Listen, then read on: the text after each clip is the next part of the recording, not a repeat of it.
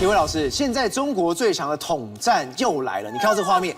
太可爱了吧！这是最新生的熊猫宝宝，就这熊猫宝宝一出来之后，全部人都真的融化了。对啊，这是最新的，就是央视哦，还有其他的官媒来讲的话，联播的有关于今年马年最新的这个画面哦。这个画面来讲的话，就是中国在四川的这个保育基地哦，总共生产了今年来讲的话，2025级的这个30只的新的熊猫，终于在大家面前亮相了哈。这个叫什么？芝麻汤圆。对，因为它整个用一个碗哈，把这些全部丢到里面去哦，看起来黑黑白白的这样子哦，很像芝麻汤圆一样哦。当然，这些保育员也抱着他们哦，比如说去骑那个木马，不过有些哦还在木马上面睡觉哦，他根本就不想要去骑木马啊。当然有些根本就直接爬树哦，根本不想理保育员哦。那看起来很闷，对不？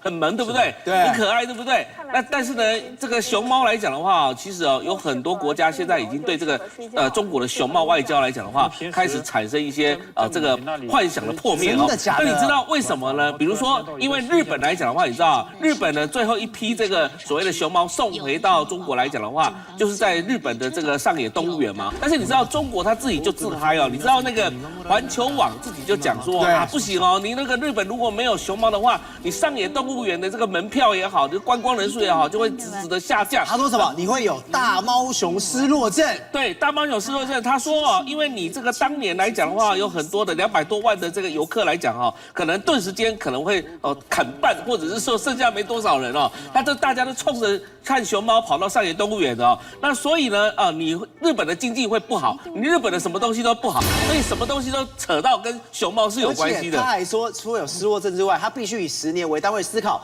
如何来规划该区的建设。10年有这么严重吗？是啊，但是呢，事实上来讲的话，比如说最近来讲，这个仙台市本来要引进这个熊猫啊，当然后来也跟外商合作，但是后来呢，竟然拒绝了中国的这个熊猫。为什么呢？你把那个熊猫的这个可爱的真面目拿开之后，就变成战狼外交了，不是吗？那所以你这个过往来讲，中国采取这个熊猫外交来吸引各国，但是现在各国都已经发现到这个事情的不对哈。那更何况哦，每一个国家还要花更多的钱去保育这个熊猫。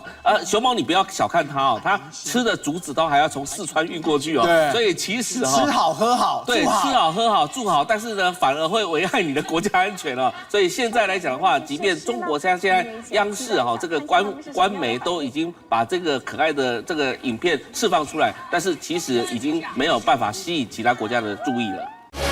宏观取材，厘清真相，犀利精准，深入剖析，时刻掌握关键，新闻时事不漏接。